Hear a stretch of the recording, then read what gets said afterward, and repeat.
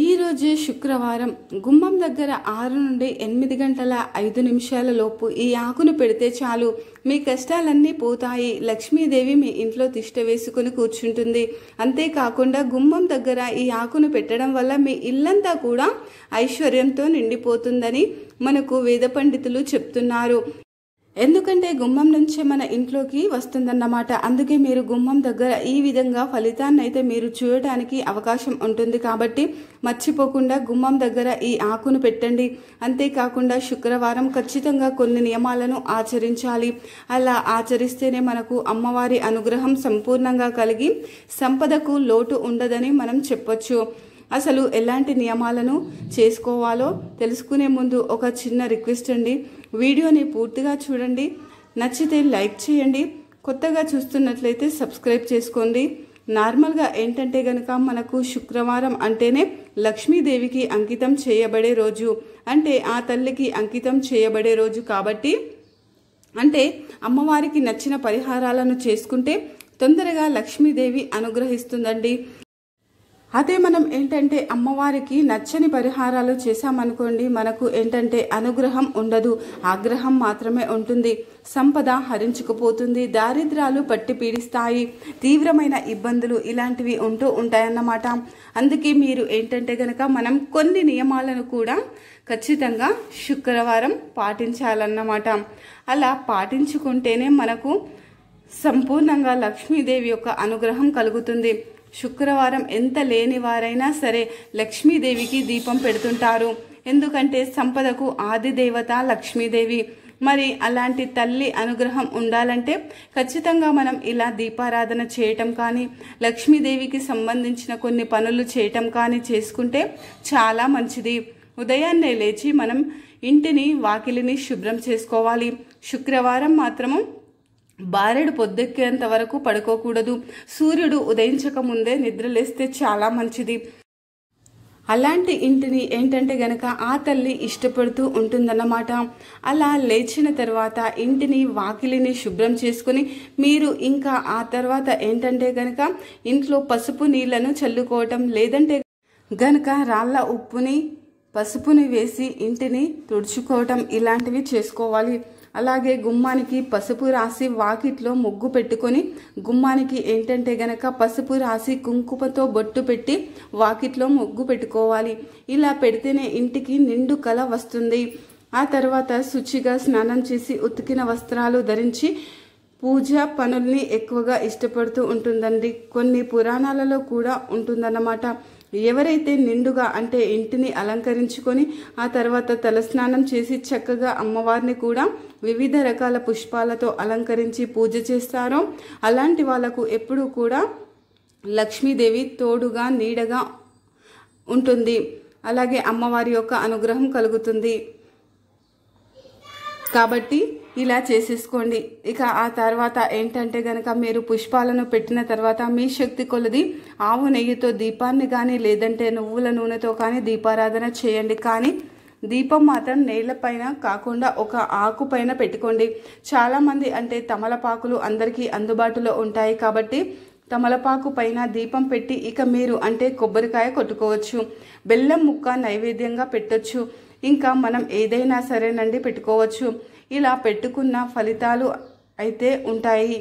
ఇలా ఈ విధంగా పూజ గదిలో ఈ చిన్న పరిహారం అంటే చేసేసుకోండి, సరిపోతుంది. అలాగే ఏంటంటే లక్ష్మీదేవికి నైవేద్యంగా కూడా చేసి పెట్టుకోవచ్చు.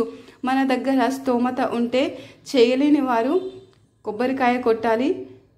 కొబ్బరికాయ కొట్టేటప్పుడు మనం ఏంటంటే బెల్లం కూడా నివేదన చేస్తే ఇంకా మనకు మంచి జరుగుతుంది. బెల్లం శుక్రవారం పూట లక్ష్మీదేవికి నివేదన చేస్తే అదృష్టం పడుతుంది. అదృష్టంతో పాటు ఐశ్వర్యం కూడా కలుగుతుందని చెప్పొచ్చు. కాబట్టి ఇలా చేసేసుకోండి. ఈ విధంగా చిన్న నియమాలను అంటే ఆచరించండి. స్త్రీలు కానీ పురుషులు కానీ ఏంటంటే గనక నలుపు రంగు వస్త్రాలను ధరించకండి. నల్లటి వస్త్రాలు ధరిస్తే ఏంటంటే మనకు ఇబ్బందులు తప్పవు. నలుపు శనికి అంటే సంకేతం. కాబట్టి నలుపు రంగు వస్త్రాలని ధరించకూడదు. నలుపు అంటే ఏంటంటే గనక లక్ష్మీదేవికి నచ్చదు. కాబట్టి నల్లటి వస్త్రాలను అవాయిడ్ చేయండి. అలాగే గ్రే కలర్, బ్లూ కలర్ బట్టలు కూడా అండి అంటే ఇలా ధరించకూడదండి. అలాగే కాకుండా మనం ఏంటంటే గనక గ్రీన్ అదృష్టంగా అంటే బాగుండాలి, బాగా కలిసి రావాలి అంటే గ్రీన్ కలర్, మనం ఎల్లో కలర్ లేదంటే పింక్ కలర్ లేదా రెడ్ కలర్ బట్టలను ధరిస్తే చాలా మంచిది. ముఖ్యమైన పనుల కోసం వెళ్ళేటప్పుడు, డబ్బుకు సంబంధించిన పనుల కోసం వెళ్ళేటప్పుడు, రిజిస్ట్రేషన్కి వెళ్ళేటప్పుడు, ఇంకా మీ ముఖ్యమైన పనులు ఏవైనా సరే పర్సనల్గా ఇంట్లో నుంచి బయటకు వెళ్ళేటప్పుడు ఆ తులసి కోట దగ్గరికి వెళ్ళేసి అమ్మ వెళ్తున్నామని చెప్పేసి వెళ్ళండి. శుక్రవారం పూట చూడండి, మీరు దేనికోసం అయితే వెళ్తారో అందులో లాభాన్ని తీసుకొని ఇంటికి వస్తారన్నమాట. అంత చక్కగా మీకైతే పని చేయటం జరుగుతుంది కాబట్టి ఆచరించండి. తులసి కోట దగ్గర కూడా దీపం పెట్టడం, పూజ చేసుకోవడం ఇలాంటివి చేస్తేనే మనకు సంపూర్ణ పూజ యొక్క ఫలితం అనేది లభిస్తుంది. ఆ తర్వాత గుమ్మం దగ్గర అంటే మనం ఇప్పుడు చెప్తున్నాం కదా, ఈ పరిహారం సాయంత్రం సంధ్యా సమయంలో చేసుకునేది. సాయంత్రం సంధ్యా సమయంలో చేసుకునే పరిహారం కాబట్టి చాలా మంచి ఫలితాన్ని అయితే పొందవచ్చు. సాయంత్రం లక్ష్మీదేవి ఏంటంటే గనక భూలోకానికి వచ్చి భక్తులకు దర్శనం ఇస్తుంటుంది. సాయంత్రం ఏంటంటే ఆ తల్లి సంచరిస్తూ ఉంటుందండి. ఎవరిల్లైతే బాగుంటుందో ఆ ఇంట్లోకి ప్రవేశిస్తుంది, అక్కడే ఉండిపోతుంది. అక్కడ ఆమె యొక్క అనుగ్రహాన్ని ఖచ్చితంగా చూపిస్తుంది అని చెప్పొచ్చు. అంటే అనుగ్రహం ఇస్తుంది. అనుగ్రహం ఏంటంటే కనుక అక్కడ ఉండేలాగా చేస్తుంది. కటాక్షాన్ని అంటే ప్రాప్తం కలిగేలాగా చేస్తుందన్నమాట. అందుకే మనకు లక్ష్మీదేవి యొక్క అనుగ్రహం కలగాలంటే ఈ విధంగా పరిహారం చేయాలి. మీరు ఏంటంటే కనుక సాయంత్రం సంధ్యా సమయంలో చేసుకుంటేనే మన ఇంట్లో నుంచి చెడు పోయి మనకు అమ్మవారు సాయంత్రం సంధ్యా సమయంలో చేసుకుంటేనే మన ఇంట్లోకి చెడు అనేది వెళ్ళిపోయి అమ్మవారి యొక్క అనుగ్రహం కలగడానికి అవకాశం ఉంటుంది. కాబట్టి గుమ్మం దగ్గర చేయండి. ఇది బయట చేయాలి. మన ఇంటికి ఎందరో మంచివారు చెడువారు వస్తుంటారు. అలానే కాకుండా మన ఇంట్లోకి చెడు మంచి అనేది ఆకర్షిస్తుంటుంది. అంతా కూడా మన గుమ్మం నుంచే వస్తుంది కదా. అలా వచ్చినప్పుడు కొన్నిసార్లు ఏంటంటే కనుక మనకు అంటే ఇబ్బందికరమైన ఫలితాలు వస్తుంటాయండి. ఎక్కువగా డబ్బు ఖర్చు అయిపోవటం, వృధా ఖర్చులు పెరగటం, ధనం రాకపోవటం, అంటే దుఃఖమే మిగలటం ఇలాంటివి ఉంటాయి కదా. అలాంటి వాటి నుంచి మీరు బయటపడాలి అంటే ఒక ఆకును తీసుకోండి. నార్మల్గా ఏంటంటే రావి ఆకు కానీ లేదంటే మర్రి ఆకు కానీ తమలపాకు, ఈ 3 ఆకుల్లో ఏ ఆకు అయినా సరే తీసుకోవచ్చు. ఇదే ఆకును తీసుకోండి, అదే ఆకును తీసుకోండి అని చెప్పటం కాదు. ఏ ఆకు తీసుకున్నా అంతే ఫలితం ఉంటుంది. ఏ ఆకు తీసుకున్నా మీకు అంతే ఫలితం అనేది వస్తుందన్నమాట. మీరే కళ్ళతోనే చూస్తారన్నమాట. అందుకే మీరు ఏం చేయాలంటే కొంచెం పెద్ద సైజు ఉన్నటువంటి ఆకును తీసుకోండి. తర్వాత దానిపైన ఒక స్పూన్ అంతా రాళ్ళ ఉప్పు పోసేసి అందులో 1/2 స్పూన్ అన్ని ఆవాలు, అచ్చం ఆవాలే పోయాలి. అందులో జీలకర్ర మెంతులు కలిపి ఉంటాయి కదా, అవి పోయకూడదు. ఆ తర్వాత చిటికెడు పసుపు, చిటికెడు కుంకుమని కూడా వేయాలి. మాకు మంచి జరగాలి, మా ఇల్లు మాకు అనుకూలించాలి, ఇంటి వాతావరణం బాగా కలిసి రావాలి, ఇబ్బందులు ఉండకూడదు అనేసి సంకల్పం చెప్పుకొని ఇంట్లో బయట నుంచి కానీ లోపల నుంచి కానీ పెట్టుకోండి.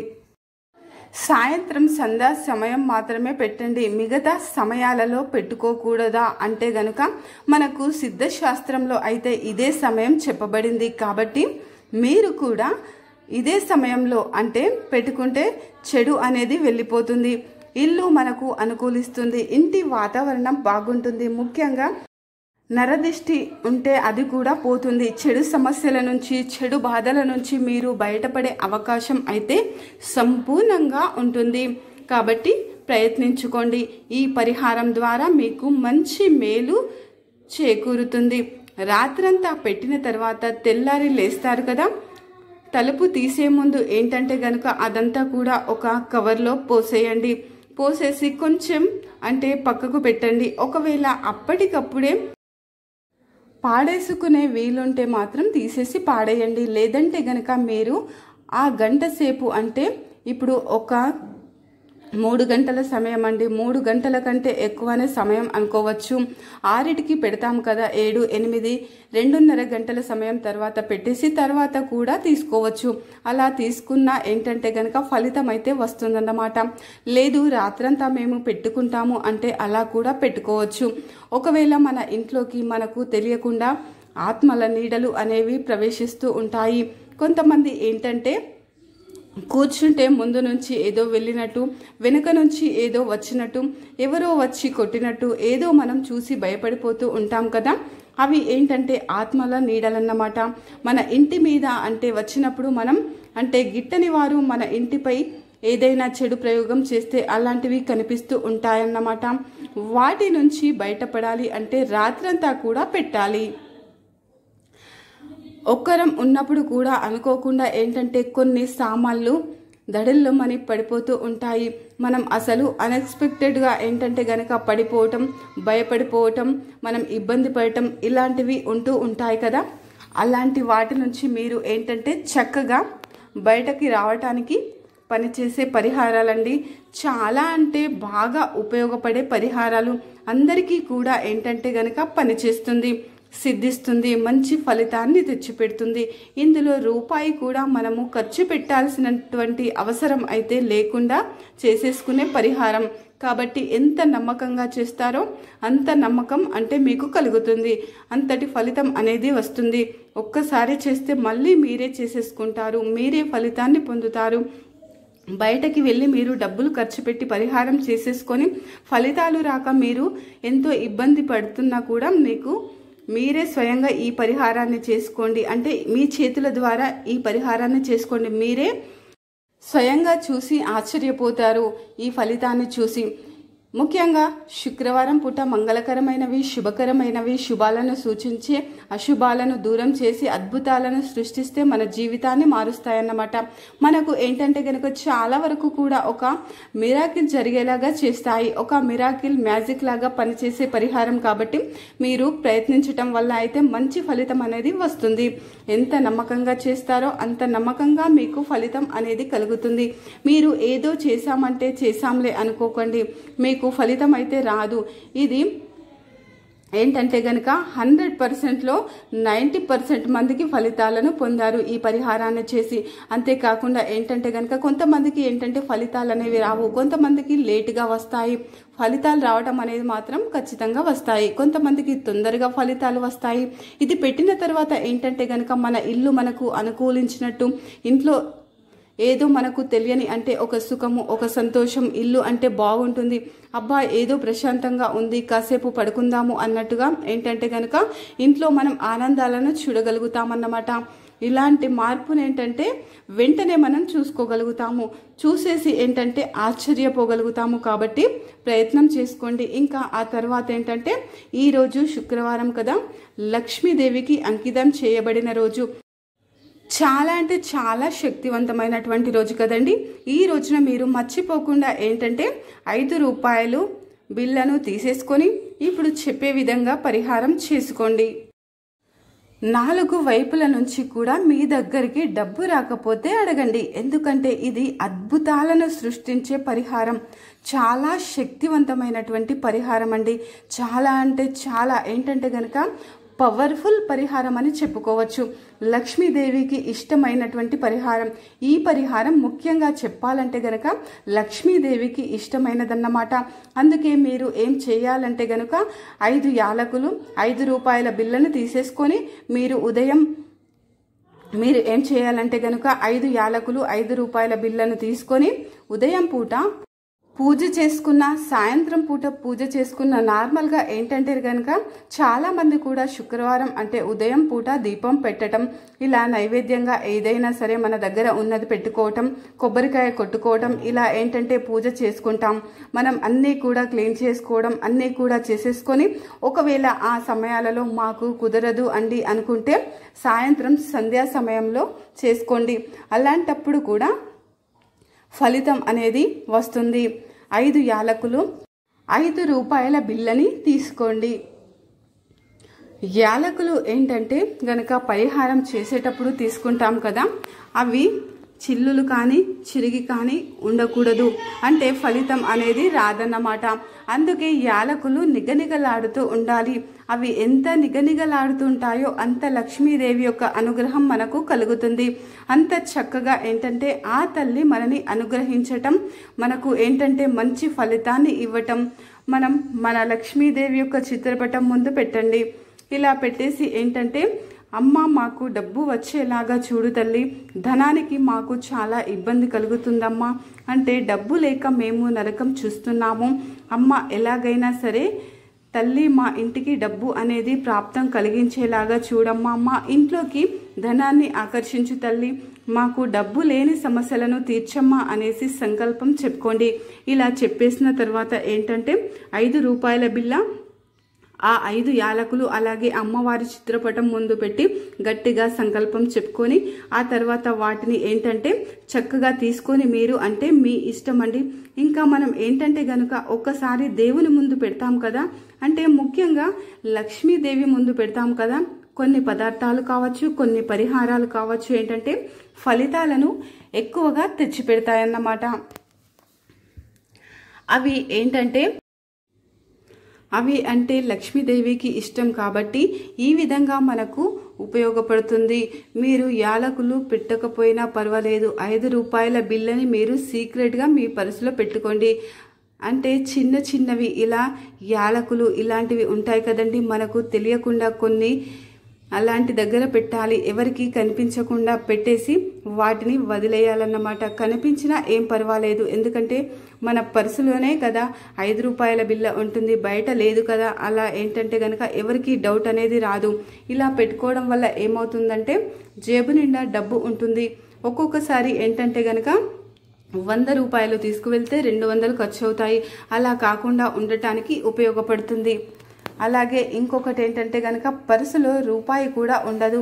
ఎవరైనా వచ్చి ఏదైనా అంటే తాగడం తినడాలు చేసిన తర్వాత బిల్లు కట్టడానికి రూపాయి కూడా లేక ఒక్కొక్కసారి మనం బాధపడిపోతూ ఉంటాము.